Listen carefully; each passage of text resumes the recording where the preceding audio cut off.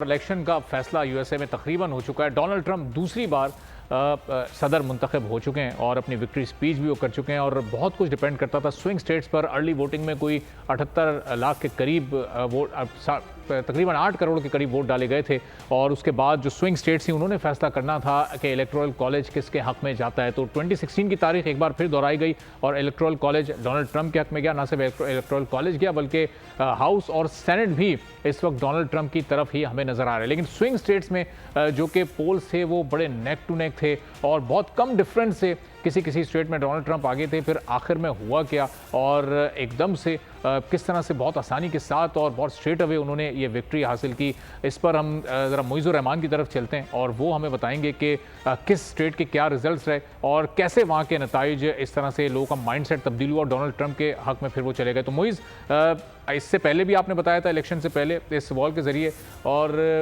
कि swing states में क्या होने जा रहा है। उम्मीद तो ये नहीं थी कि इतना स्ट्रेट अवे डोनाल्ड ट्रंप को फतह हासिल होगी। ये नंबर अब कहाँ तक जा सकता है? अभी तक की जो फतह है डोनाल्ड ट्रंप की वो किस बुनियाद पर है? बहुत अच्छा सवाल पूछा और आप बिल्कुल सही कह रहे हैं। जो एक्चुअली स्विंग स्टेट्स के जो रिजल्ट्स आए ना, they have actually surprised everyone because जो 7 स्विंग स्टेट्स हैं उसमें एक डिवाइड किया जा रहा था कि अगर डोनाल्ड ट्रंप जीतते भी हैं इलेक्शन तो वो तकरीबन 4 या 3 का डिवाइड होगा। लेकिन यहाँ जो एक्चुअली गुज़िश्ता शब जो वोटिंग हुई है और जो उसके रिजल्ट्स आए हैं आज सुबह 5 से, उसमें नज़र आया कि तमाम के तमाम 7 स्विंग स्टेट्स जो है वो एक ही तरफ स्विंग कर गए हैं। तो मैं नाज़रीन को थोड़ा अपने अकब में दिखाऊं कि आपको फ्लोरिडा नज़र आ रहा होगा and Florida is a state जो कि ऑलरेडी प्रेडिक्ट किया जा रहा था कि वो डोनाल्ड ट्रंप को चला जाएगा और वहाँ के 30 इलेक्टोरल कॉलेज वोट्स हैं और फ्लोरिडा गया। इसके बाद हम बात करेंगे नेवाडा की। नेवाडा के 6 इलेक्टोरल कॉलेज के वोट्स होते हैं, इसके रिजल्ट सबसे आखिर में आना शुरू हुए और ये स्टेट भी डोनाल्ड ट्रंप की तरफ जाता हुआ दिखाई दे रहा है। और अब जब हम लास्ट मैंने किया था उस वक्त 75% वोट्स का रिजल्ट आ गया था, तो अब ये डोनाल्ड ट्रंप नेवाडा भी जीत चुके हैं। इसके बाद एरिज़ोना की बात करें, आपको याद होगा हमने जब गुज़िश्ता शब मैंने आपको पॉसिबल सिनेरियोज दिखाए थे कि डोनाल्ड ट्रंप किस तरह वाइट हाउस के मकीन बन सकते हैं, तो मैंने उस वक्त पॉइंट आउट किया था कि Arizona looks like a safe read it looks like a safe red victory. हालांकि मोमेंटली इसके अंदर कमाला ने लीड ली थी बट डोनाल्ड ट्रंप ने एरिज़ोना जीत लिया जिसके 11 इलेक्टोरल कॉलेजेस होते हैं। आफ्टर एरिज़ोना अगर हम बात करें मिशिगन, जो कि इंतहाई सरप्राइजिंग रिजल्ट रहा है। मिशिगन का कहा जा रहा था कि ये एक्चुअली ब्लू डेमोक्रेट्स की तरफ स्विंग करेगा, बट यहाँ जो एक्चुअली डिफरेंस था that was the Muslim voter, जो कि जिन्होंने डोनाल्ड ट्रंप को पब्लिकली भी जो है वो एंडोर्स किया और इसका रिजल्ट नज़र भी आया कि आप देखें कि तकरीबन 5% के मार्जिन से डोनाल्ड ट्रंप ने मिशिगन जीता। यहाँ के तकरीबन 15 इलेक्टोरल कॉलेज के वोट्स हैं, तो ये काफ़ी इंपॉर्टेंट था और मिशिगन वाकई में जीतना was very surprising. After this एक और सरप्राइजिंग स्विंग जो डोनाल्ड ट्रंप की तरफ गया दैट इज़ विस्कॉन्सिन, और विस्कॉन्सिन भी उन्होंने बाआसानी जीत लिया। 10 इलेक्टोरल कॉलेज के यहाँ पे वोट्स हैं, बाय 4% जो है वो जीत गए हैं डोनाल्ड ट्रंप। इसके बाद नाज़रीन आती है बारी पेंसिल्वेनिया की, और पेंसिल्वेनिया की अपनी जो उसकी इंपॉर्टेंस के एतबार से वो सबसे इंपॉर्टेंट स्विंग स्टेट है क्योंकि एक तो सबसे बड़ा स्विंग स्टेट है एंड एक्चुअली पिछले जो 2 इलेक्शंस हैं, जैसे 2016 में जब डोनाल्ड ट्रंप जीते तो पेंसिल्वेनिया उन्होंने जीता था और 2022 में जब जो बाइडेन जीते थे तो उन्होंने पेंसिल्वेनिया जीता था। लेकिन यहाँ जो नज़र आया कि ट्रंप ने पेंसिल्वेनिया जीता, और नाज़रीन ये आज जब हम गुज़िश्ता शब बात कर रहे थे पेंसिल्वेनिया के हवाले से, तो मैंने जब उस वक्त हमारे साथ सारा साहिबा थी उनसे मैंने सवाल भी पूछा था कि जब 2020 में प्री वोटिंग हुई थी तो उस वक्त जो बाइडेन को 1 मिलियन वोट्स की बढ़तरी हासिल थी, जो कि जब पोलिंग डे पे वोट्स आए तो वो 1 लाख तक जो है वो रह गई थी। तो आज इस दफ़ा 2024 के इलेक्शन में कमला हैरिस को जो प्री वोटिंग की जो बढ़तरी थी वो 4 लाख वोट्स की थी, तो इस वजह से वो मतलब नज़र आ रहा था कि पेंसिल्वेनिया उस तरह स्विंग हो जाएगा। And I north Carolina is another state which is हमने तो प्रेडिक्ट रात में ही किया था कि डोनाल्ड ट्रंप की तरफ जाएगा, इवन दो जब इसके शुरू के रिजल्ट्स आए थे तो वो कमला हैरिस की तरफ जाता हुआ नजर आया, but Donald Trump actually recovered and he one all 7 states, or this is from my end with regards to the swing states. Over to you, Arbab साहब. ठीक है, बहुत शुक्रिया मोइज़। और ये ज़ाहिर स्विंग स्टेट्स ने ही इस रिज़ल्ट को भी स्विंग किया और डोनाल्ड ट्रंप के हक़ में फिर ये रिज़ल्ट एकदम शिफ्ट हुआ। जहां बहुत नेक टू नेक मुकाबला देख रहे थे, वहां स्विंग स्टेट्स ने बिल्कुल ही इस मुकाबले को एक तरह से एक तरफा कर दिया। और ऐसा लग रहा है कि जो क्लोजिंग फिगर होगा, जो लास्ट फिगर होगा, वो शायद 2016 को रिपीट करेगा, जब 300 प्लस डोनाल्ड ट्रंप का नंबर था और हिलरी क्लिंटन 230 अराउंड में ही स्टक हो गई थी, जबकि उस वक्त वो पॉपुलिस्ट वोट हासिल करने में कामयाब हुई थी। इसके बावजूद भी इलेक्टोरल कॉलेज ने जो फैसला था वो डोनाल्ड ट्रंप के हक़ में ही सुनाया था। असद निज़ामी साहब हमारे साथ मौजूद हैं। असद साहब, ये नॉर्थ कैरोलिना, फिर पेंसिल्वेनिया, फिर जो दीगर स्विंग स्टेट्स हैं, वहाँ पर जो हुआ है, तो ये इसकी क्या बेसिक रीजंस हैं? डोनाल्ड ट्रंप की तरफ जो एक तरफ शिफ्ट हुआ है लोगों का माइंडसेट, उसकी क्या एक दो बुनियादी वजूहत आपकी नज़र में मौजूद हैं?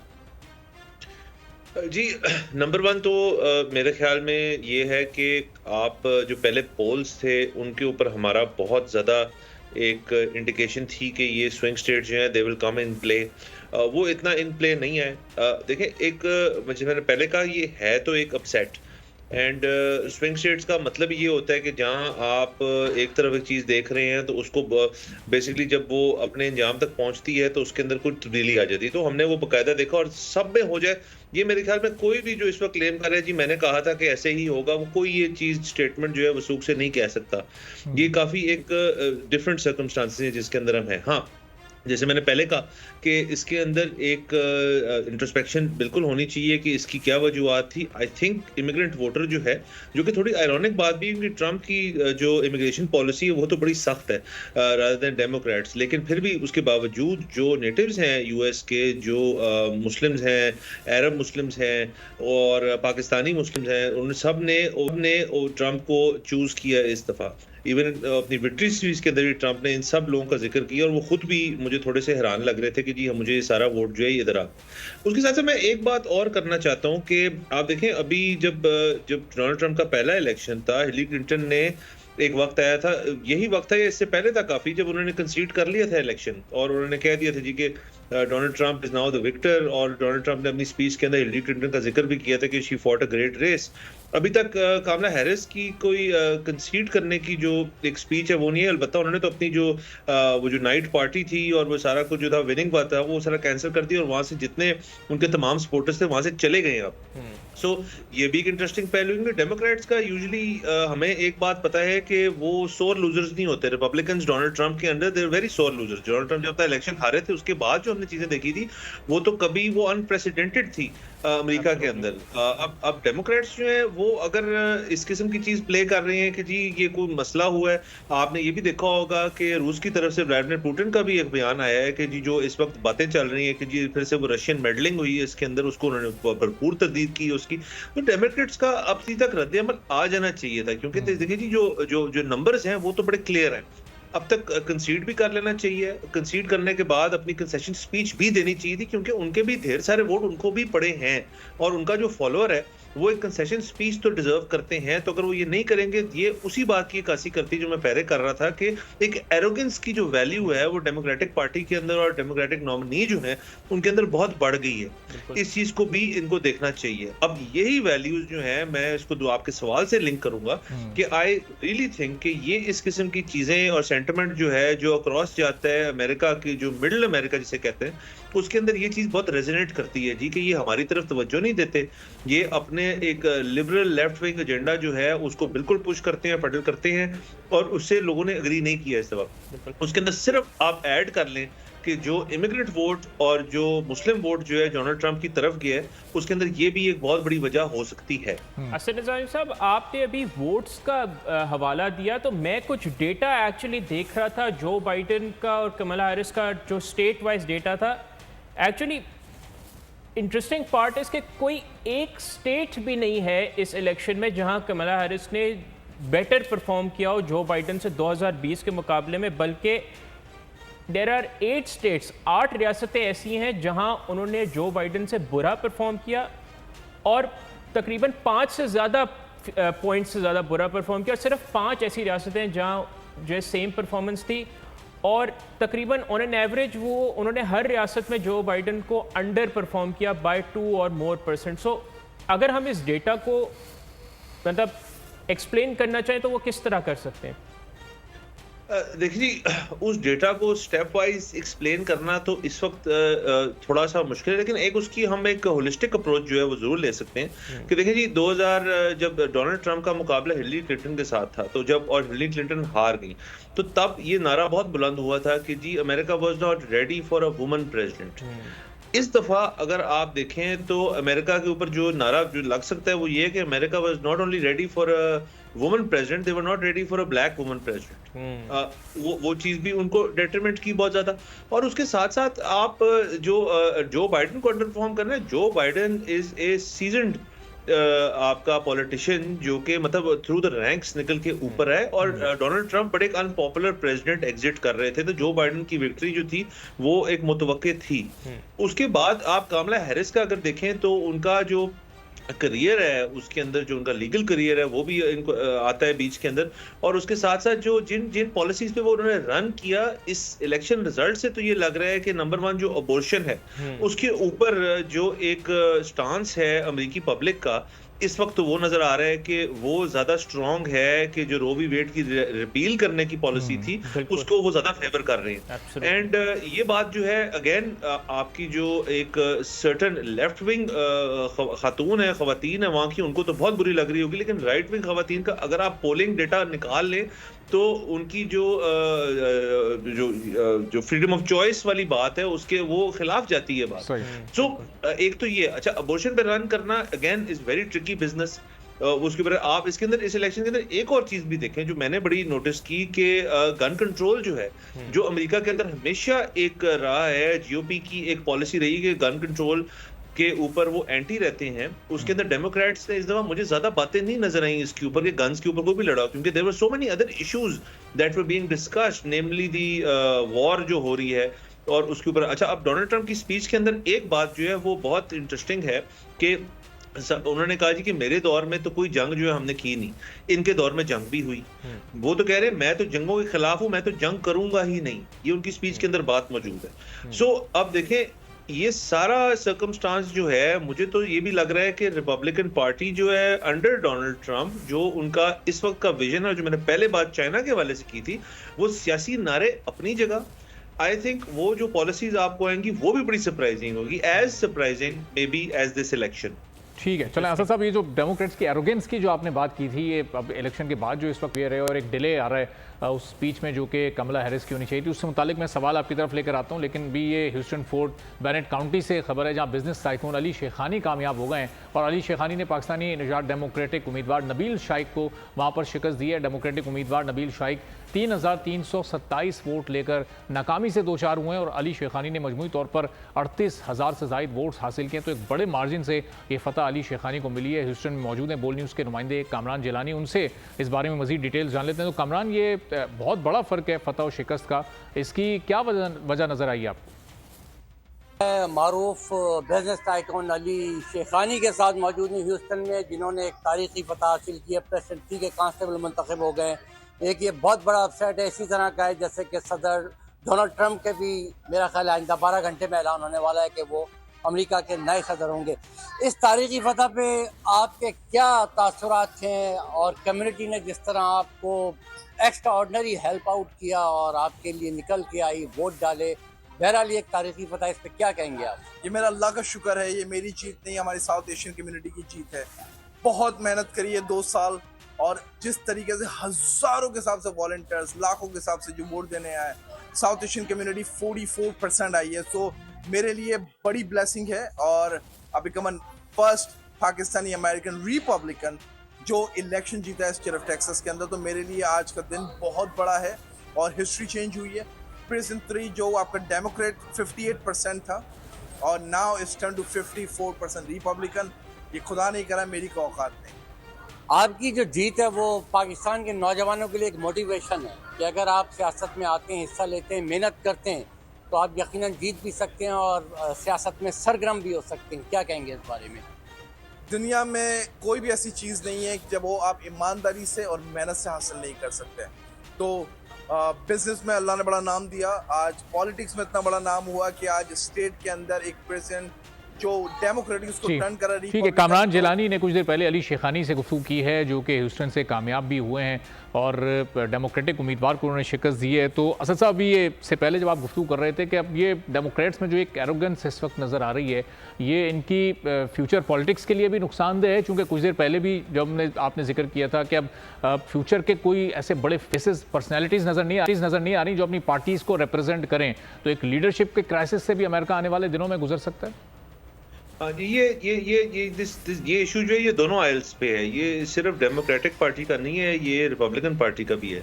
आप देख लें जो वाइस प्रेसिडेंशियल इस वक्त कैंडिडेट्स दोनों हैं, उनका एक जो सियासी तौर पे जो बड़े मंजर पे उनकी रेलेवेंस जो है वो इतनी नहीं है। जेडी वैंस जो है वो श्राउडेड इन कंट्रोवर्सी हैं, और इवन जो डेमोक्रेटिक आपके जो वाइस प्रेसिडेंट नॉमिनी थे वो भी मतलब कंट्रोवर्सी तो नहीं, बट उनके पास कोई कैंडिडेट नहीं था। ऐसे आप देखें, जब ओबामा साहब जो थे वो प्रेसिडेंट बने थे और उन्होंने जो बाइडेन को अपना वाइस प्रेसिडेंट कैंडिडेट लिया था, तो बड़ी उनके पास चॉइस थी कि किसको वीपी का टिकट दें। वो उसके बाद से हमने देखा है कि इस सारी डेमोक्रेटिक और रिपब्लिकन पार्टी के अंदर कोई उभर के बाहर नहीं आया बंदा, ऐसा शख्स नहीं हमें नजर आया जो कि इस चीज को ले लेगा। हम अब ये भी कह सकते हैं कि हम 2016 में जो है वापस दाखिल हो गए हैं, जब भी डोनाल्ड ट्रंप साहब इलेक्ट हुए थे, तो अब Donald Trump he is coming back. So और ये अगेन जो मैंने पहले बात की थी कि he is the only second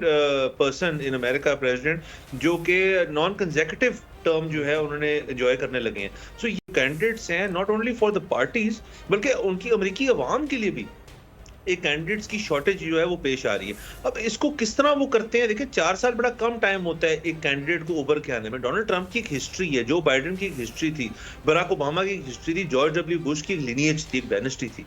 अब उस तरह के अब वो कैंडिडेट्स जो है इन दोनों पार्टीज में नजर नहीं आते।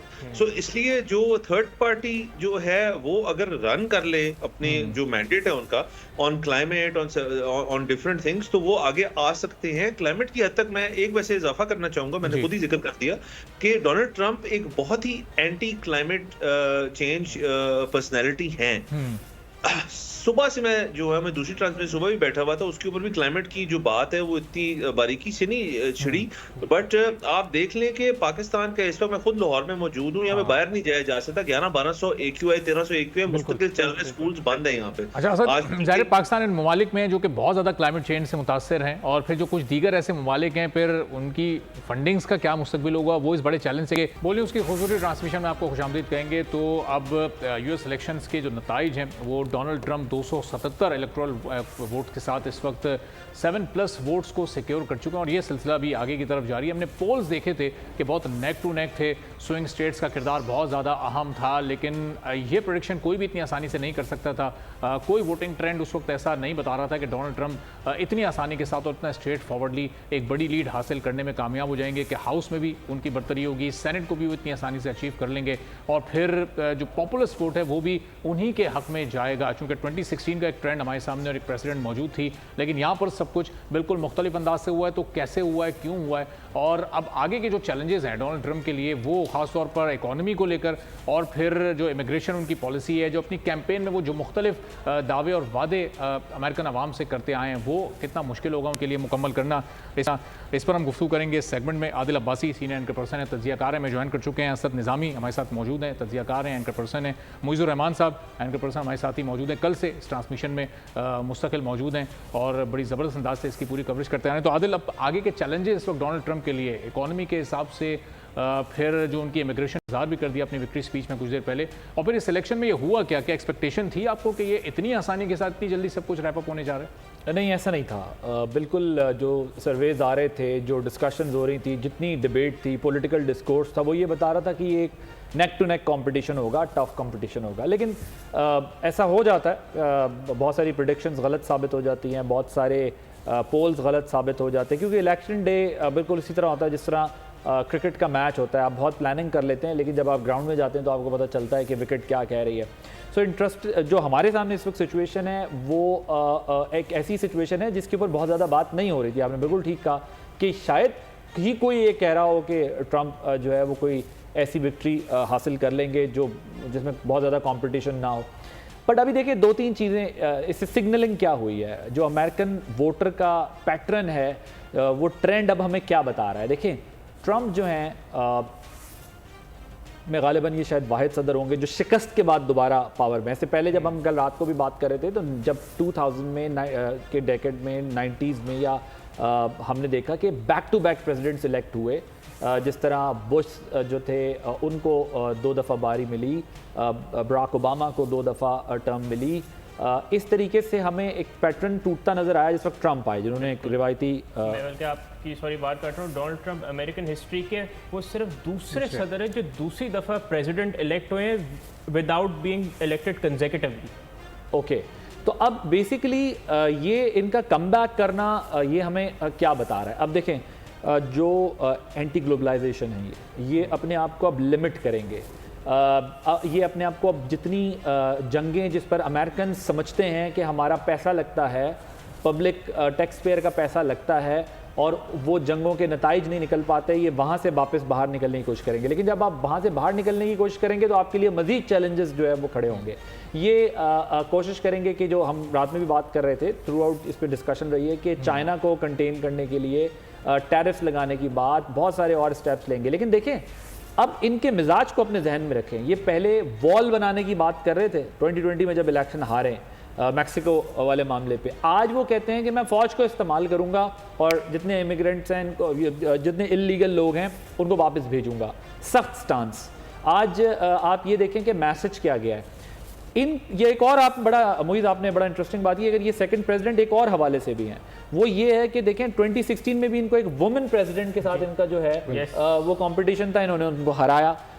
अब 2024 में भी एक वुमेन कैंडिडेट थी जिनको इन्होंने हराया, तो शायद ये अमेरिकी तारीख के वाहिद सदर होंगे जिन्होंने 2 दफा खवातीन को हराया। लेकिन इससे हमें ये पता चलता है कि अमेरिकन सोसाइटी में इसका मतलब अभी भी वुमेन प्रेसिडेंट के लिए एक्सेप्टेंस नहीं है। बहुत बात हो रही थी कि जी अबॉर्शन के पॉलिसी के ऊपर या फिर वुमेन कार्ड के ऊपर एक सपोर्ट मिलेगी कमाला हैरिस को, लेकिन अमेरिकन ने भी बताया कि they are not ready to make a women president. लेकिन एक चीज़ और देखें आप कि जो स्टांस ये लेते हैं लोगों के और ख़वातीन के बारे में, तो अब तो बड़ा क्लियर हो गया है कि उसके बावजूद इन्हें हिमायत मिली है। इसका मतलब वुमेन वोट भी मिला होगा। बिल्कुल exactly what is very interesting about this year's trend is कि खवातीन वोटिंग बढ़ी है एक्चुअली। हाँ exactly, I was about to say this. वो जो वुमेन कार्ड वाला हम रात में पॉइंट रेस कर रहे थे, इसका मतलब वो नहीं अप्लाई, दैट डिडंट वर्क। और देखिए ये थ्रेशोल्ड हमने 8 में क्रॉस कर लिया था, हमने वुमेन प्राइम मिनिस्टर पाकिस्तान ने बना ली थी, तो in that way our democracy is better than them कि हमने खातून को मोहतरमा बेनज़ीर शहीद उनको वज़ीर आज़म बना लिया, ट्वाइस बनाया। You are absolutely right.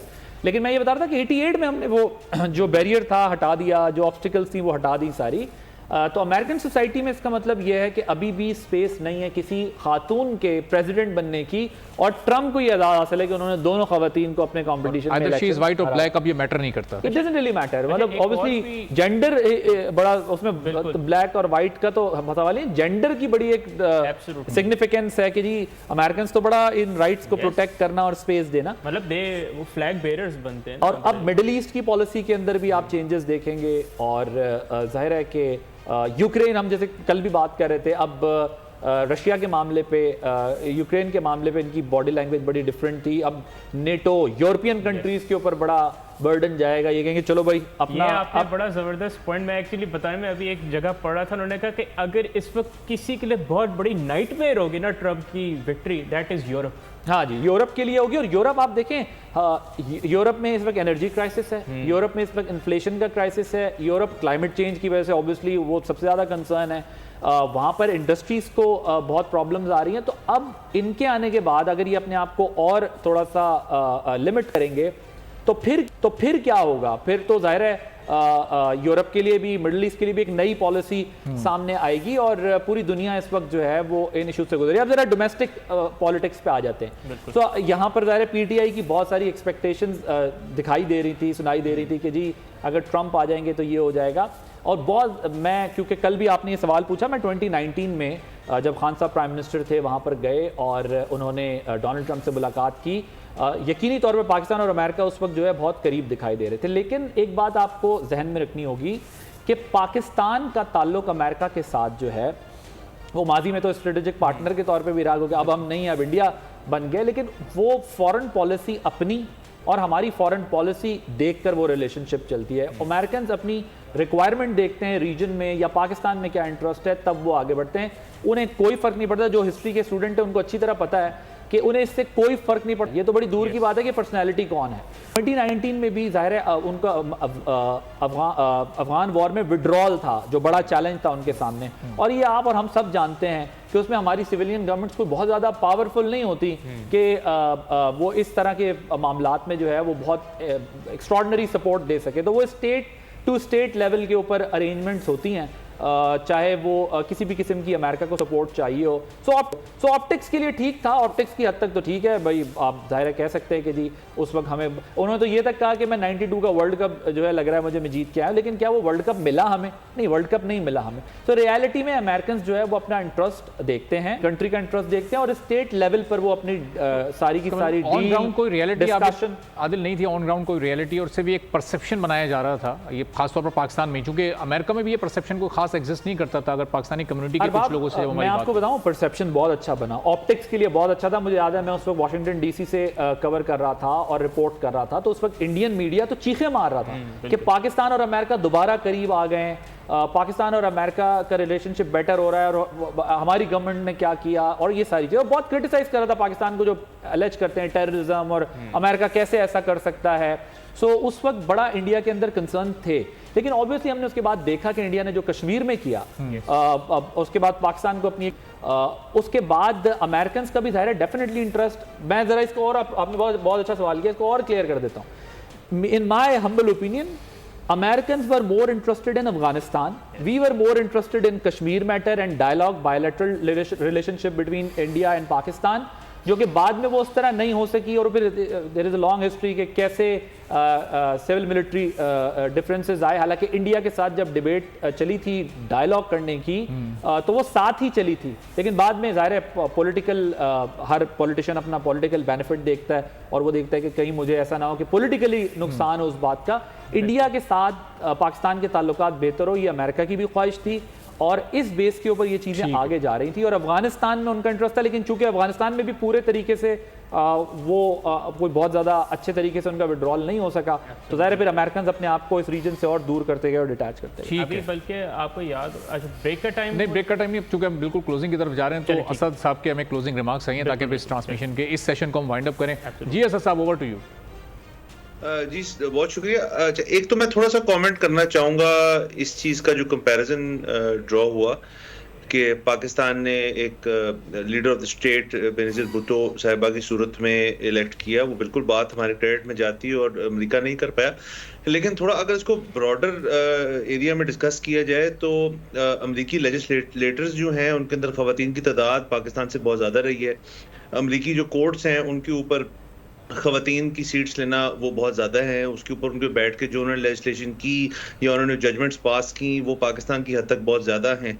आप अभी भी अगर तादाद निकाल लें कि जो अमेरिकी लेजिस्लेटर्स ख़वातीन बैठी हैं उनकी both sides of the aisle के अंदर वो क्या कर रही हैं और वो क्या नहीं कर रही, वो आई थिंक पाकिस्तान की हद तक एक डिफरेंस आपको होगा। ये बात अपनी जगह ठीक कि हेड ऑफ स्टेट वो नहीं लगा पाए, वो एक अलग बात है, बट अगेन अगर हम लेकिन वैसे असद साहब, वैसे आप बिल्कुल ठीक कह रहे हैं कि वहाँ नंबर जो है वो बहुत ज़्यादा है लेजिस्लेटर्स का, लेकिन अगर मोहतरमा जो है वो हयात होती तो और प्राइम मिनिस्टर दोबारा बनती तो शायद उनके जहन में ये ज़रूर खाका था कि वुमेन एम्पावरमेंट के लिए या मजीद लेजिस्लेटर्स को करती। और at the same time Musharraf साहब के दौर में भी, आप दोनों से बहुत माजरत कि मुशर्रफ साहब के दौर में भी रिजर्व सीट्स पे खवातीन को लाए और उसके बाद कोशिश हो रही थी, लेकिन बाद में इस पर मजीद गुफ्तगू और मौके पर इंशाल्लाह हम करेंगे। बहुत बहुत शुक्रिया, टाइम बिल्कुल खत्म हो गया। असद निज़ामी साहब बहुत शुक्रिया आपका, आदिल अब्बासी साहब आपका भी बेहद शुक्रिया, मुजीर रहमान आपका भी बेहद शुक्रिया, आप मौजूद थे। इसी के साथ हम पूरे पैनलिस्ट को और मुझे भी इजाज़त दीजिए। अल्लाह हाफ़िज़। सब्सक्राइब करें और बेल दबाएं ताकि कोई खबर रह न जाए।